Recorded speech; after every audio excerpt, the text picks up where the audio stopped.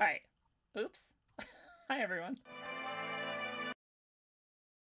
They'll blanket you in Wi-Fi and profit off the radiation. Congregation collecting the people for that Satan. I keeps it blazing, cause I can read between the lines. I ain't blind, we unwind what they're really saying. Genetically modify what you're tasting. Loan you that cottage promise, so now you live up in your mom's basement. Redesign time so your mind is always wasted. Programmed to crave the basics. Keep the beta in stasis. Pay the state, kid. You're in debt for being born. Messengers are more than just the price for being warned. Don't be alarmed, disconnect from their machinations. Stop subscribing to the folly of own nations. Bone breaking ain't the answer, cause they seek the ownership of souls. Spread the seeds and watch them grow. Break the chains of control. Break the chains of control.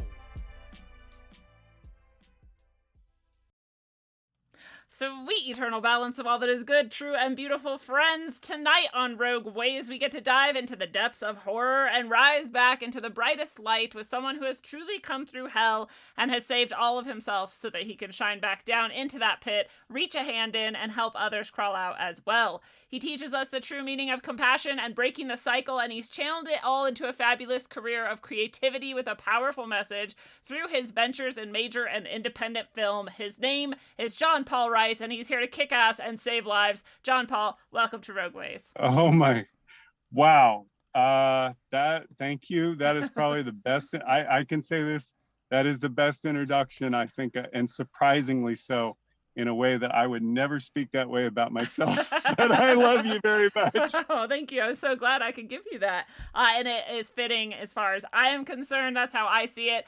But before we jump into things tonight, we have so much to talk about, including why you look like you're maybe in a horror scene of a horror movie and that something terrifying is going to happen. Nothing terrifying is going to happen tonight, but the lighting is different and it's fun. It's actually really cool because I think it's fitting for late October, you know, and I'm over here in the brightness and you're there in the darkness and we can be a perfect balance. So I love it. But I want to... I'll take it. Yeah. I'll go with the dramatic lighting. I like it. I like it. Well, I'm going to go and say hello to all the people out there and tell you all how much I love you and appreciate you and honor you for being here and being a part of Rogue Ways. You are awesome. You make the dream real by supporting, by liking, by sharing, by subscribing, by telling people about the show, and by finding value in it. That is an honor for me. And if you do find value in it, I appreciate your support. However, you can share it back, whether that's going to the Rogue Ways store and grabbing a tarot reading, some healing, some blessing, or anything else you find there, my books and other stuff, or whether you want to donate on paypal.me/Corey Sharman, or just by being here, commenting and chatting along with us. All of those are the best ways, and I love you all. Thank you for your support. And finally, John Paul, I always like to ask a pointless question in the episode, and I'm going to ask you, especially because of your scary lighting and where you're at, what's your favorite thing about Halloween, and what's one costume that you like, your favorite or your most bizarre or whatever that you've worn in your life? Wow. What it was, the one thing I like about Halloween was all the different people who really got into it in terms of the makeup and the hair and stuff. They really it was like they became another person. You know, it's like, whoa, like you see them, you're like, whoa, not just, you know, like in LA, it's how hot she is, but some of them are really, really creative stuff like that took thought and effort to put together. And you could tell that they had like a real spirit in them of like creativity and that what they had created brought joy to other people or laughter or smiles. That was it's to get the reaction, right? That's the whole thing, is to get the reaction. So I like the ones that like push the envelope a little bit and embody that for which they're into. And it gets everybody else like feeling like there's something authentic there. So I love that. That's such a good description. It reminds me of, and you're in the movie, so you probably know better than I, but that they say like the best actors are, you can't even tell it's them, you know, in the scene. When you watch the character, you're not seeing the person, you're seeing the character. And what you're describing reminds me of that, like normal people taking that on for Halloween. Yeah. And I mean, it's like whatever you want to do, that's you. That's what makes it cool, because it's like you can let go. I mean, you can look at all the other satanic shit behind it and all that other kind. I'm talking about regular people Yeah. who don't know anything about that stuff and don't, would never even consider that that's part of the equation or even concept of it. So that's what I look for is I go, what is it that most of us are? And most of us are like, we like, to be scared in a way that we like, Yeah. right? That's safe. Halloween horror nights, that's safe, right? That still gets that it's not, it's real. It still scares you, it's coming, but you're still gonna scare you, right? Yes. So it's like a safe one for us, right? So this is great. It allows all of that to get out. That to me is a powerful statement about human beings, like college football. I know a lot of people, I don't like to generalize about it. I know a lot of people in this community or that community. I just know some people from a certain point of view look at that as something very dumb and distracting, like maybe an activist, right? I mean, I'm talking about an extreme activist might say, don't you people realize that you're the real power and you're 60,000 people today here and you could change the world right now if you did this. And it's like, yeah, that's true. But today they're there because they want to forget all of the bullshit and celebrate something that allows them to feel good, have a day off of all the worry and the bullshit that's going on, and hunker down and be around everybody together, forgetting about all of the COVID, all that bullshit, and focusing on their team. And if they're going to make it into the playoffs or cheering a player on, that tradition. I tell all the people who mock that, I don't call myself a label, but there are certain times where I will pull the middle finger out to anybody who is trying to be righteous and take joy out of other people's lives when I know, and I'm telling you this not as some moralist, but as somebody who did exactly that. I did that. Because I looked for the negative in everything and I could find it.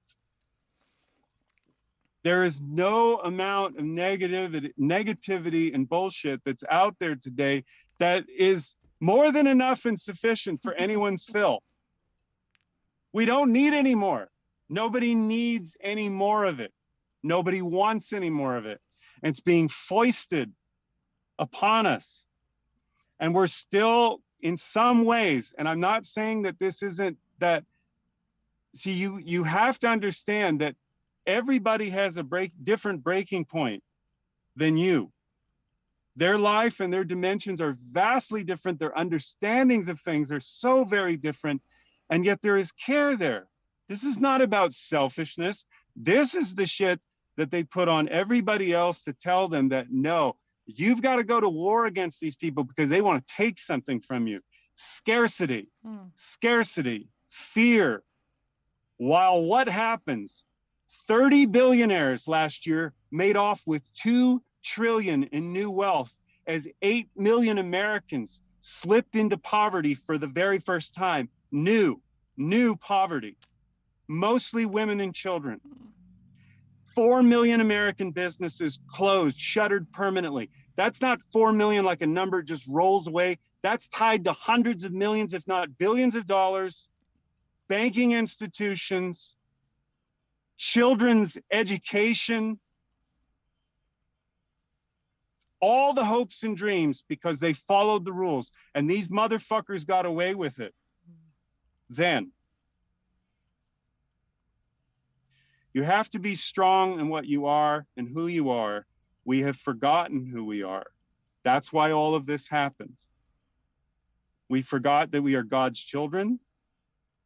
This is not a religious position. This does not require dogma and ideology. In the face of this evil, if you cannot be certain in the fact of who and what you are to reaffirm your birthright, what you have lost in this lifetime, not just because of them, but what we did to ourselves. This is the responsibility that people are not taking yet. On the whole, we are codependent children of alcoholic parents who are driving down the road at 100 miles an hour, mom and dad, and you in the back seat with all of us have to witness this shit. And we are begging them right and left to kindly, please pull the car over, stop it, turn off the keys and hand it over. Ain't gonna happen. This is their world. This is their psychopathic Jeffrey Epstein establishment world. This is the child abuse world. This is their show. This is their freak show. Preying upon all who have not been loved, who demand that they be loved and cared for and not feel alone. And here's what I'm going to tell everybody tonight, and this is the thing that you have to consider. If you do not reach out to those who need help, someone else will come in and do it for them against your will and your intention of what you could do in someone else's life that you care for. Because the government or any institution that can offer your child something that they can't get at home is on you, America. That's what creates the dependency, because what we do is we derelict our responsibility and our authority that we have as sovereign beings and souls on this planet. We give it away. We vote it away. We wait 4 years. We wait 2 years to reconcile what is already unfolding. In your and my lifetime, we are going to witness a transhumanist agenda that you will not see coming. You will not understand how it got from transgender children to the next iteration of what that will be. When you have mothers and fathers having children who are watching pornography, the whole family. Readily available on all devices. 96% of Americans have a cell phone. They have weaponized technology to divide us, to separate us, to create augmented realities that do not exist, online personas. We don't have to take their shame, blame, and guilt for this because we did so with our trust. What you must turn that into is not anger and hatred and fear and terror, but you have to turn it into love. Love for yourself, that much more, that you are that much more aware, and you turn it into vigilance.